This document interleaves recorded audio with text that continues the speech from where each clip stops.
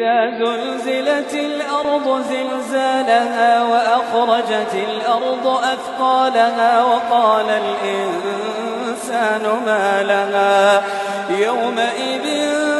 تحدث أخبارها بأن ربك أوحى لها يومئذ